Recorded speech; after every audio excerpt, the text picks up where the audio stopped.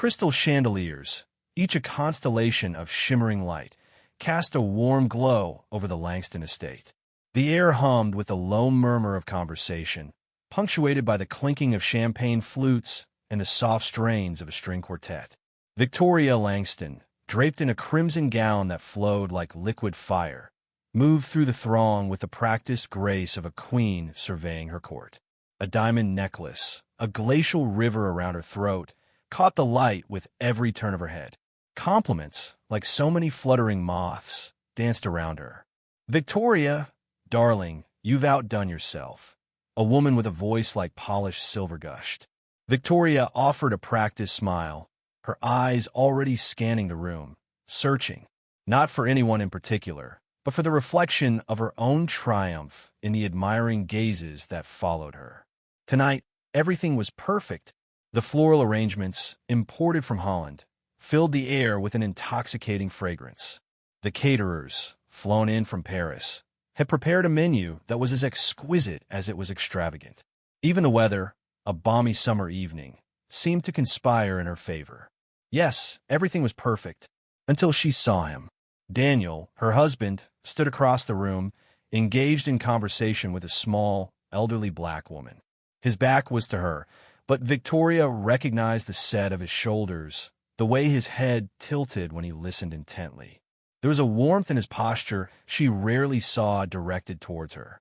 A flicker of unease, a tiny crack in the flawless facade of her evening, began to form. Who was this woman who commanded his attention so completely?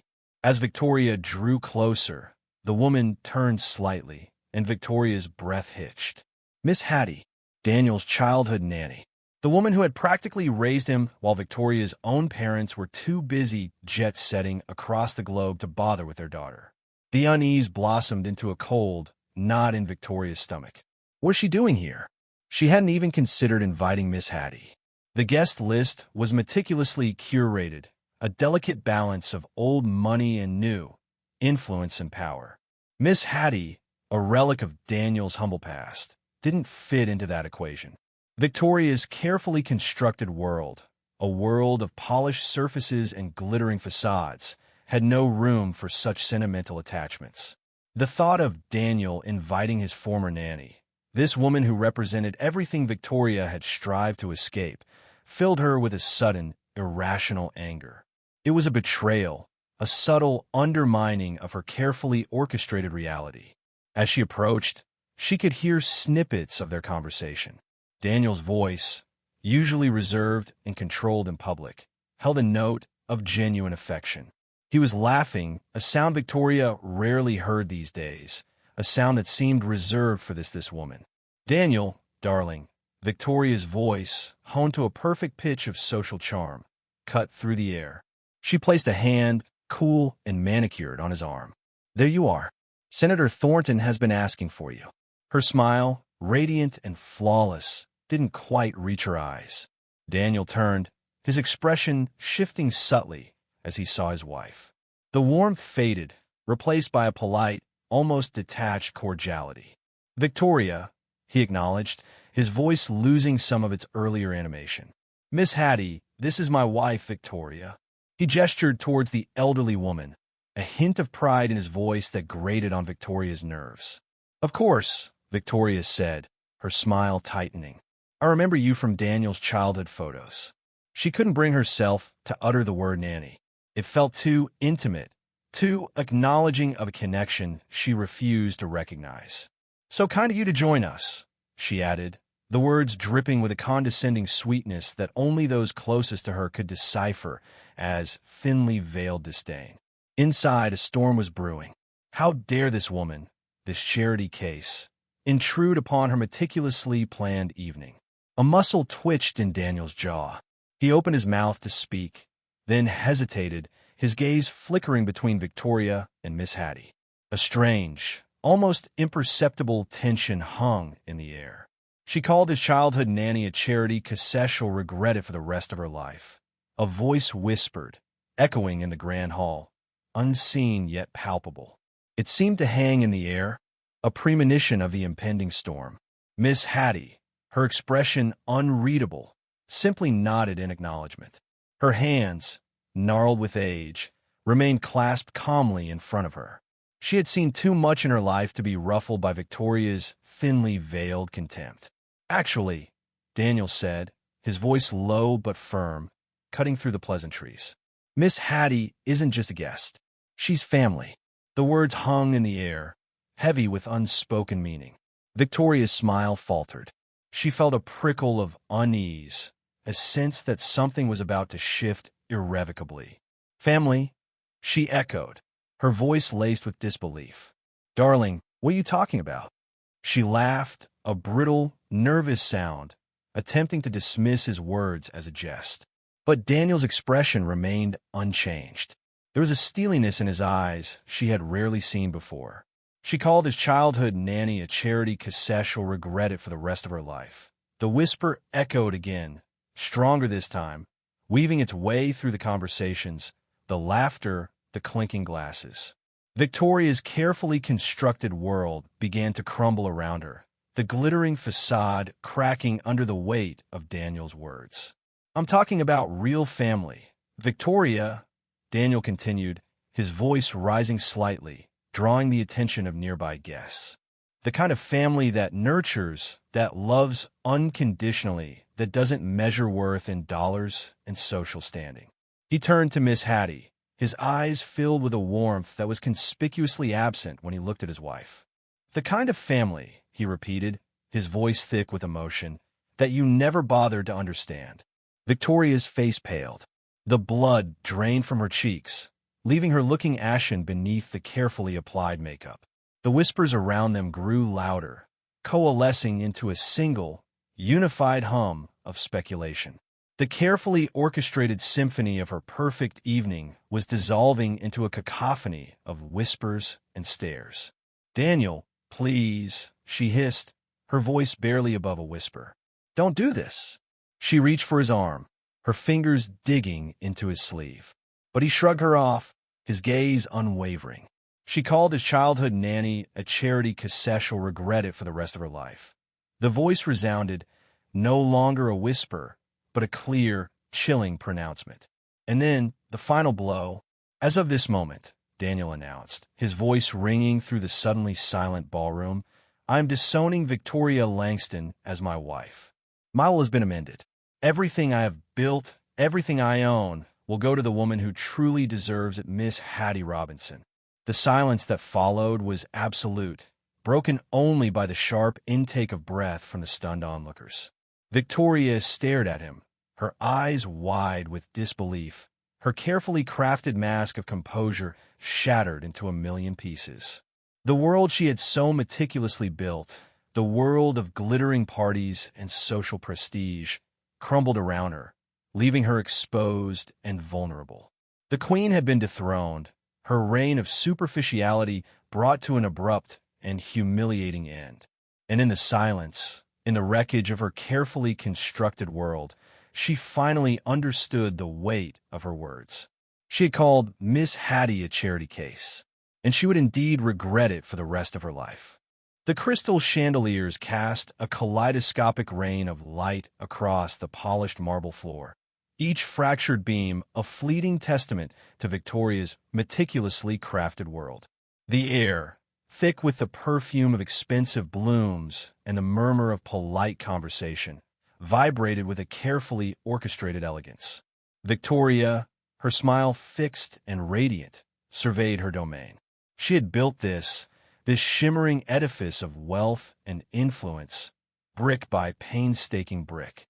Tonight, it shone brighter than ever. Yet, a flicker of unease, a pinprick of something akin to irritation, tarnished the otherwise flawless surface of her contentment. It was Daniel. He was standing near the entrance, a detached observer in his own meticulously tailored suit. He wasn't mingling, wasn't playing the role of the doting husband she expected him to perform. And worse, he was talking to her. The woman Victoria had so casually dismissed as a charity case earlier. A pang of something cold, something she refused to acknowledge as guilt, tightened in her chest. She hadn't meant it cruelly, not really. It was just fact. The woman was, after all, just a hired hand from Daniel's past. a relic of a life Victoria considered beneath her. But the way Daniel looked at her, the easy familiarity in his stance, the genuine warmth in his smile unsettled her. It was a connection she had never been privy to, a shared history that excluded her. She felt a sudden, inexplicable urge to disrupt it, to assert her presence, her dominance. Her perfectly manicured nails dug into the satin of her clutch. She moved towards them, her smile unwavering, a predator stalking its prey. She wanted to hear what they were saying, what secrets they shared in hushed tones. Daniel's laughter, low and resonant, reached her before she closed the distance. He was listening intently to the older woman, his head slightly tilted, a look of unguarded affection on his face Victoria rarely saw directed at her. He reached out and gently touched her arm, a fleeting gesture of comfort that sent a jolt of pure, unadulterated jealousy through Victoria's veins. How dare he? The thought, sharp and venomous, echoed in the silent chambers of her heart. She stopped just within earshot, her presence a silent demand for acknowledgement. The older woman, Miss Hatty, Victoria now recalled, met her gaze with a disconcerting calmness. There was no subservience in those clear, intelligent eyes, no hint of the deference Victoria expected from someone of her station. Instead, Victoria sensed a quiet dignity, a strength that belied her simple attire. It was infuriating.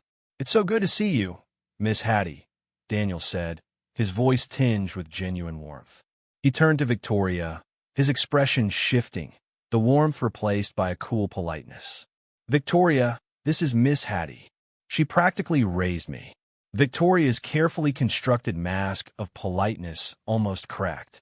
Practically raised him? The words hung in the air, heavy with implication.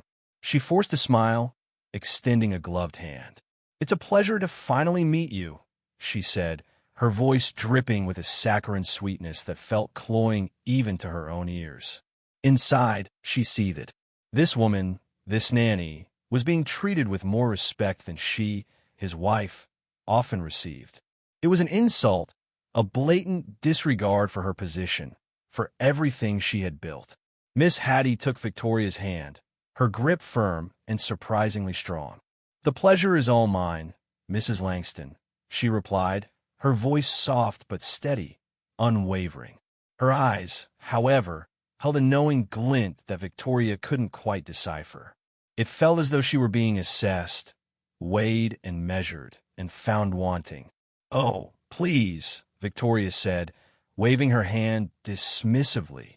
"Call me Victoria?" The gesture felt hollow, meaningless. She couldn't shake the feeling of being scrutinized, of being exposed under Miss Hatty's unwavering gaze.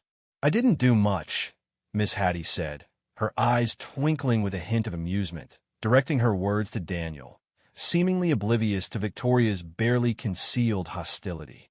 "Just made sure he ate, stayed out of trouble, and knew right from wrong." A muscle twitched in Daniel's jaw. He looked at Victoria, and for a fleeting moment, she saw a flicker of something dark, something akin to disgust, in his eyes. Her breath hitched. It was a look she had never seen before, a look that chilled her to the bone. He turned back to Miss Hatty, his voice laced with a sudden, unexpected steel. "You did more than that," he said, his gaze intense. "You gave me a home, a family, when I had none. You taught me the values that Victoria here." He gestured towards her with a dismissive wave of his hand. "Seems to have conveniently forgotten." The blood drained from Victoria's face. The room, the music, the murmuring voices, all faded into a distant hum. The spotlight, the one she had so carefully cultivated, had shifted. It was now focused on her, illuminating not her carefully constructed facade of elegance and grace, but the raw, ugly truth of her shallowness. She opened her mouth to speak, to defend herself, but the words caught in her throat. "You taught me compassion," Daniel continued, his voice rising above the ambient noise, drawing the attention of nearby guests. "You taught me respect. You taught me the meaning of true wealth, which has nothing to do with the size of your bank account, and everything to do with the richness of your heart. He reached into his pocket and pulled out a small velvet box. He opened it, revealing a stunning diamond pendant, sparkling under the chandelier lights. He took Miss Hatty's hand and gently fastened the necklace around her neck. "This," he announced, his voice ringing with authority, "is a small token of my gratitude. And to make sure there are no misunderstandings," he turned to face the now-gathering crowd, his voice hardening, "I am hereby amending my will. Everything that is rightfully mine, everything I've built, will go to Miss Hatty. Victoria," he said, his voice dripping with contempt, "you can keep the trinkets." The silence that followed was deafening. Victoria stared at him, her mind reeling. She had underestimated him, underestimated the depth of his resentment, the strength of his conviction. Her carefully constructed world, her empire of appearances, was crumbling around her. She wanted to scream, to rage, to claw her way back to the pedestal she had so meticulously built. But all she could do was stand there, frozen, as the whispers started, as the curious stares turned into open-mouthed shock, as her carefully crafted image shattered into a million irreparable pieces. The crystal chandeliers cast a shimmering glow across the ballroom, their light refracting into champagne flutes held by the city's elite. The air, thick with the scent of expensive perfume and the murmur of polite conversation, vibrated with an almost palpable energy. Victoria Langston, resplendent in a gown that cost more than some people's homes, surveyed her domain with a practiced eye. Her smile, meticulously crafted, didn't quite reach the cold calculation in her eyes. Tonight was a triumph, a testament to her impeccable taste and social prowess. She had orchestrated this symphony of wealth and influence with the precision of a conductor leading a world-renowned orchestra. A flicker of movement at the edge of her vision caught her attention. Miss Hatty, the woman, stood with a quiet dignity that was almost an affront to the ostentatious display of wealth surrounding her. A simple, unadorned dress clung to her frame, a stark contrast to the glittering gowns that swirled around her. Victoria felt a prickle of irritation. Why Daniel insisted on having the woman here was beyond her. It was unseemly, a blemish on the otherwise flawless canvas of the evening. "Darling, who is it you're talking to?" Victoria asked, her voice dripping with honeyed sweetness that masked the steel beneath. She approached Daniel, her smile widening just a fraction as several nearby guests turned their heads, drawn by the subtle shift in the atmosphere. They were like sharks, Victoria mused, always sensing the faintest whiff of blood in the water. Daniel, momentarily distracted by his conversation with a prominent investor, turned to her. "Victoria, this is Miss Hatty. You remember her, don't you?" He gestured towards the older woman, a faint crease appearing between his brows. He knew, with a sinking certainty, that Victoria did remember. She just chose not to acknowledge it. Victoria's smile tightened. Her internal monologue was a whirlwind of annoyance. This was not how she envisioned the evening unfolding. Miss Hatty's presence was an unwelcome reminder of Daniel's humble beginnings, a past she preferred to keep buried beneath the layers of their newly acquired wealth. "Well, isn't that sweet?" she said, her voice laced with a saccharine tone that belied the sharp edge of her words. "But I wasn't aware we were inviting staff." The words hung in the air, heavy and suffocating, instantly silencing the nearby conversations. The room seemed to hold its breath, every eye fixed on the unfolding drama. A muscle twitched in Daniel's jaw.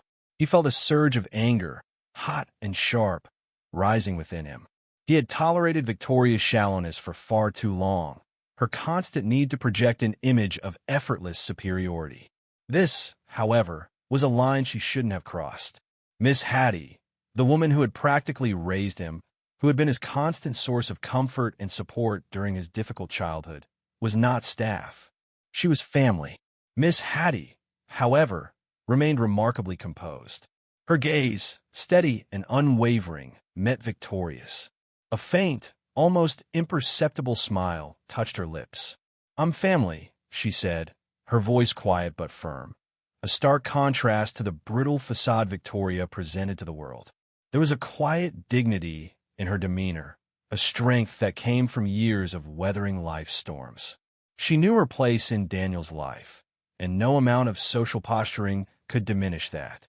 Victoria's carefully constructed mask began to crack.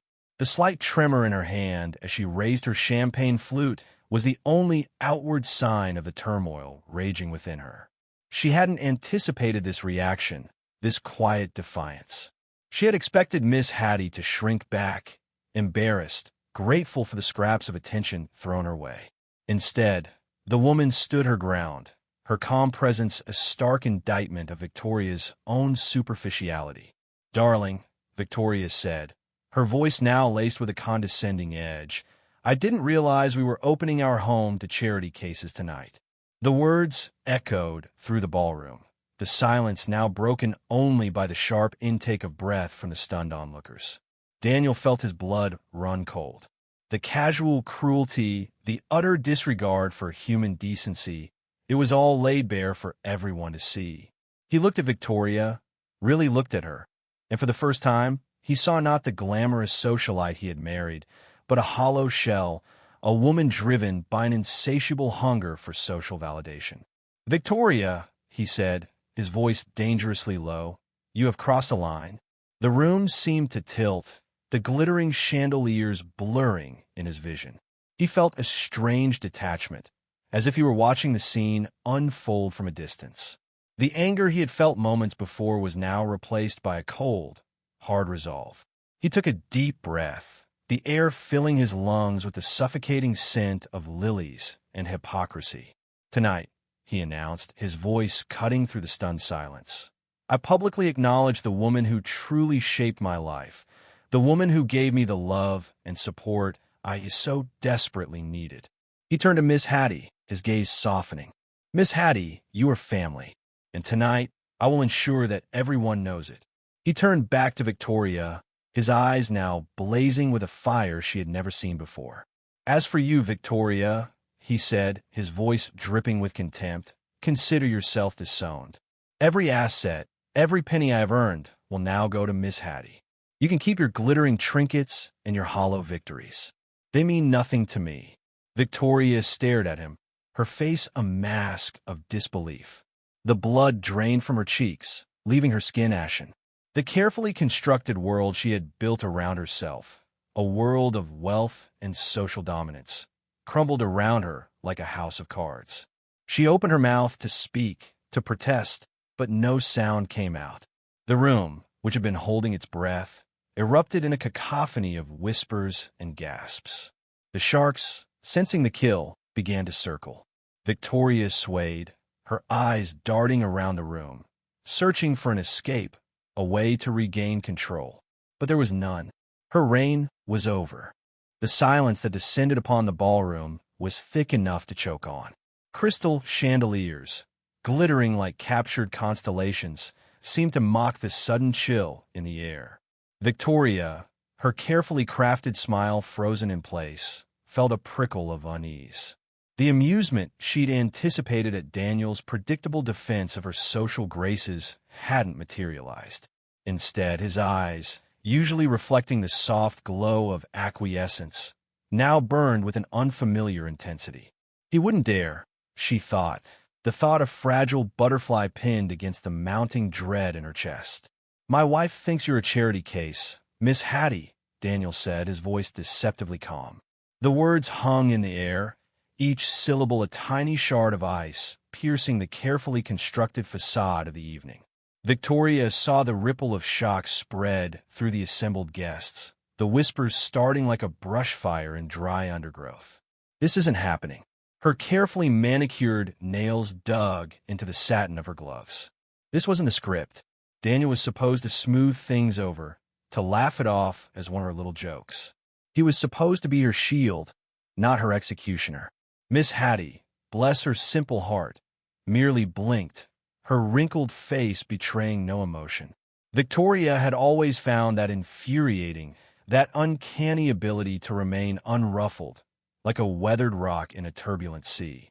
She plays it so well, this meek act, Victoria thought, the bitterness coating her tongue. As if she doesn't relish this moment in the spotlight. Don't tell me you're actually falling for this. Victoria managed, injecting a note of playful disbelief into her voice. You're a grown man, Daniel. You don't need a nanny anymore.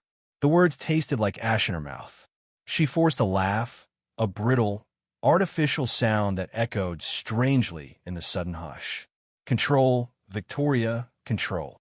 She needed to steer this back to familiar territory to remind everyone, including Daniel, who held the reins of power in this gilded cage they called a marriage. Daniel's jaw tightened.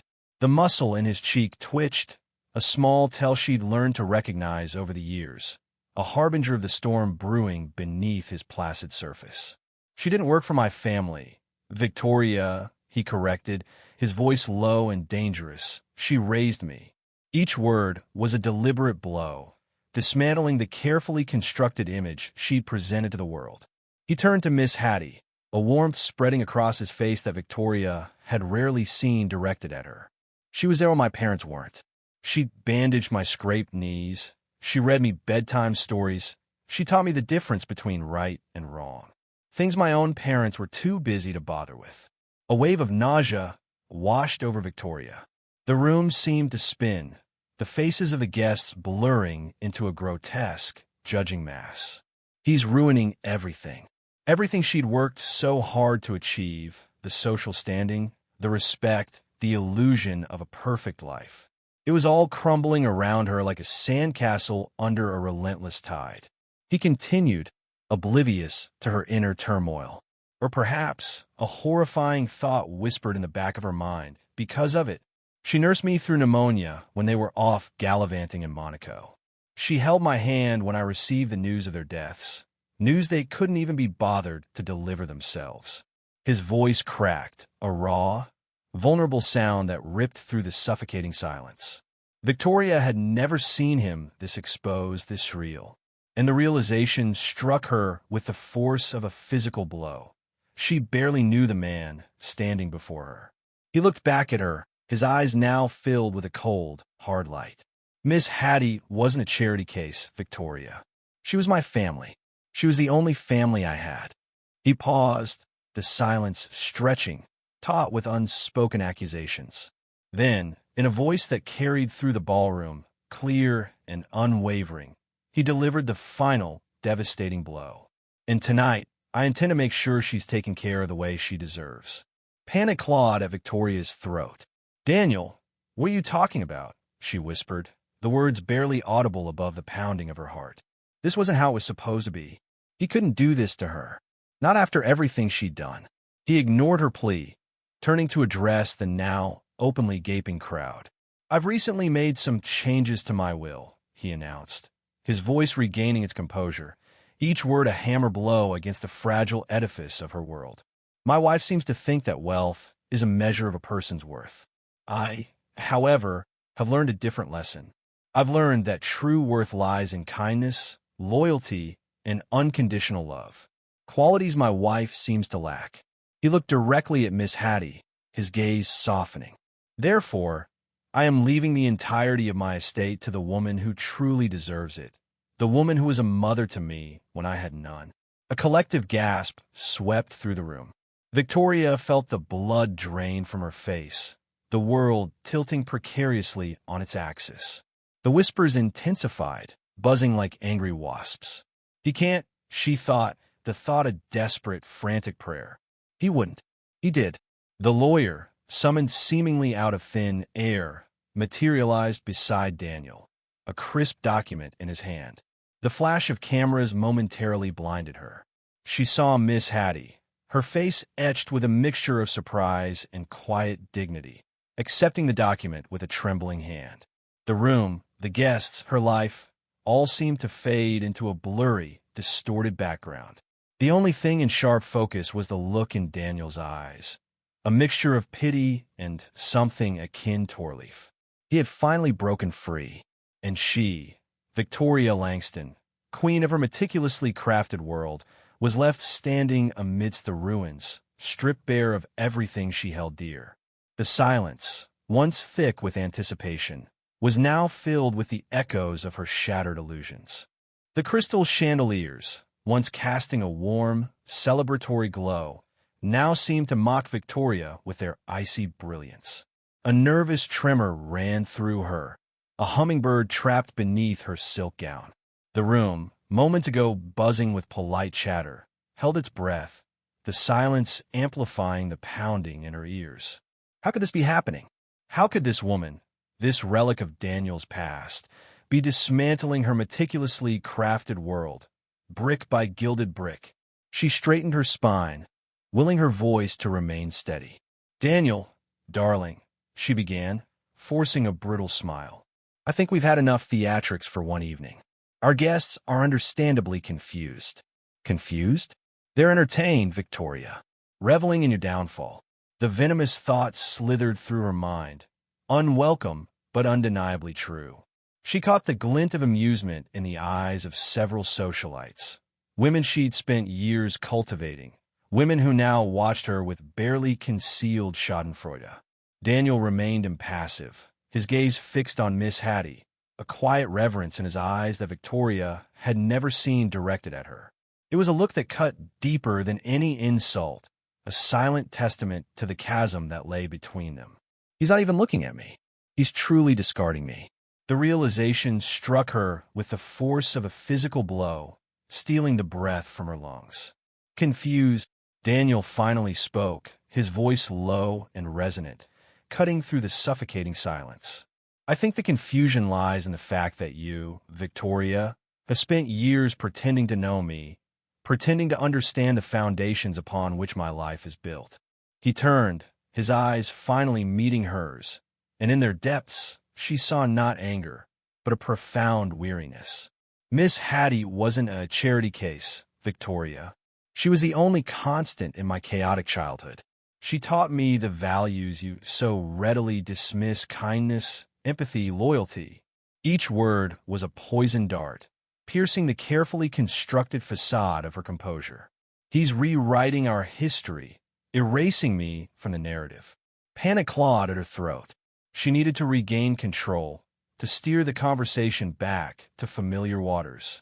"Daniel, please," she pleaded, her voice trembling slightly. "This is unseemly. Let's discuss this privately." "There's nothing left to discuss, Victoria." The finality in his tone was absolute, a death knell to any hope of reconciliation. He gestured towards Miss Hatty, a small, almost imperceptible smile playing on his lips. "Miss Hatty nursed me through fevers, soothed my nightmares, and instilled in me a sense of self-worth when I had none. She was and remains the closest thing I have to family." Victoria felt a cold dread creeping up her spine, a premonition of the devastation to come. She opened her mouth to speak, to offer some semblance of remorse, some desperate plea for forgiveness, but the words wouldn't come. The room seemed to tilt, the glittering lights blurring into a dizzying kaleidoscope. Daniel, oblivious to her inner turmoil, continued, his voice gaining strength with each word. "You saw her as a burden, a reminder of a past you deemed unworthy of your present. But for me, she represents the very core of who I am." He reached into his jacket and pulled out a folded document, the crisp white paper stark against the dark fabric. "I've been thinking about this for a long time, Victoria. Thinking about legacy, about what truly matters." He unfolded the document, the rustling sound echoing in the sudden hush of the room. "This," he announced, his gaze sweeping over the stunned faces of their guests, "is my revised will. Everything, the house, the businesses, the trinkets you so dearly cherish, will go to Miss Hatty." The silence that followed was deafening, broken only by Victoria's sharp intake of breath. "No, this can't be happening." He couldn't. Her mind raced, desperately searching for a way out, a loophole, a way to reverse the unfolding catastrophe. "You're throwing everything away, Daniel," she finally managed to choke out, her voice raspy with disbelief. "All that we've built together, for what? For some misplaced sentimentality?" A flicker of something akin to pity crossed Daniel's face, but it vanished as quickly as it appeared. "I'm done thinking, Victoria. I'm not throwing anything away. I'm just finally giving to the person who actually deserves it." He turned to Miss Hatty, his expression softening with genuine affection. "I want you to have the life you deserve, Miss Hatty.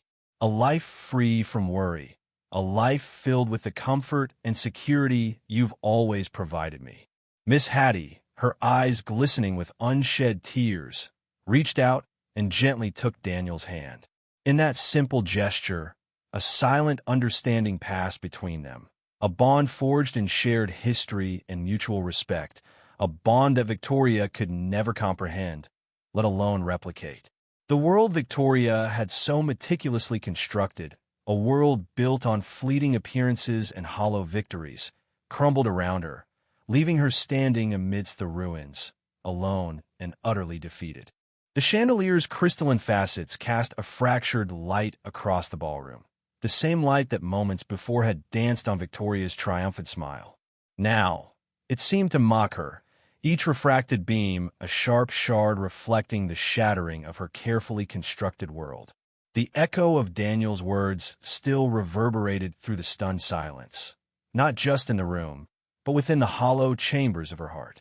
"You always assumed my money would stay in this marriage, but you assumed wrong. How could he? How dare he?" Her perfectly manicured nails dug into her palms, the sting a small, pathetic rebellion against the tidal wave of humiliation that threatened to engulf her. Just moments ago, she had stood at the pinnacle of this world, the undisputed queen of this glittering gathering. Now, she was an exposed fraud, stripped bare of the gilded armor of her wealth and social standing. A bitter laugh rose in her throat, choked by the suffocating weight of the room's collective gaze. She could feel their pity, their disdain, masked behind carefully polite expressions. He had turned and walked away, his back ramrod straight, a rigid testament to his resolve.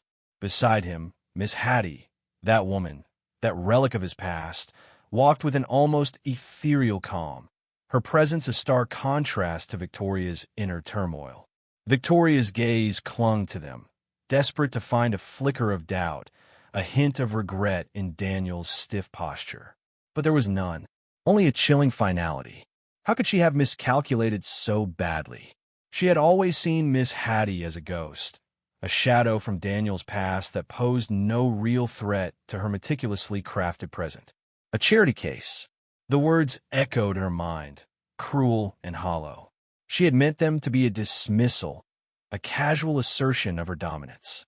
Instead, they had become the catalyst of her downfall. She had believed Daniel's wealth, his success, were inextricably bound to her, to the image they projected together. She had seen their marriage as a fortress, impenetrable, its foundation built on the solid rock of their combined social and financial power. But tonight, that fortress had crumbled, revealing the true, brittle nature of its foundations. It wasn't built on shared dreams or mutual respect, but on her own carefully constructed illusions. She had spent years curating her image, building a facade of elegance and sophistication, convinced that it was enough. Enough to secure her position, enough to keep Daniel tethered to her side. She had never considered that beneath the surface, a quiet resentment had been simmering, fueled by her dismissive attitude towards the very woman who had shaped the man he was. The silence in the ballroom was oppressive, a physical weight pressing down on her chest. She could hear the blood rushing in her ears, a frantic drumbeat against the backdrop of the hushed whispers that rippled through the crowd. Each whisper was a dagger, twisting into the raw wound of her pride. The air, thick with the scent of expensive perfumes and the lingering aroma of champagne, suddenly tasted like ash in her mouth. She wanted to scream, to lash out, to reclaim the narrative. But the words wouldn't come. They were choked by the rising tide of panic, the cold realization that she had lost everything. She watched as Daniel and Miss Hatty reached the grand doors, their departure a silent condemnation. The doors swung closed behind them, severing the last thread of her connection to the life she had so carefully constructed. Alone in the center of the ballroom, surrounded by the ghosts of her former triumphs, Victoria felt a profound sense of emptiness. The glittering lights, the opulent decor, the hushed whispers, they all seemed to fade, losing their vibrancy, their meaning. They were just props in a play that had come to an abrupt and humiliating end. Her carefully constructed world had shattered, leaving her exposed and vulnerable. She had traded genuine connection for the fleeting allure of social status, and now she was left with nothing but the bitter taste of regret. The realization hit her with the force of a physical blow. She hadn't just lost Daniel. She hadn't just lost her fortune. She had lost herself. In her relentless pursuit of superficiality, she had sacrificed the very things that truly mattered: loyalty, compassion, and the enduring power of human connection. She had built her kingdom on sand, and the tide had come in, washing it all away. The irony was a cruel twist of a knife. She had sought to diminish Miss Hatty, to reduce her to a mere charity case. But in the end, it was Victoria who was truly impoverished. Stripped of her wealth, her status, and her carefully crafted illusions, she was left with nothing but the hollow echo of her own arrogance.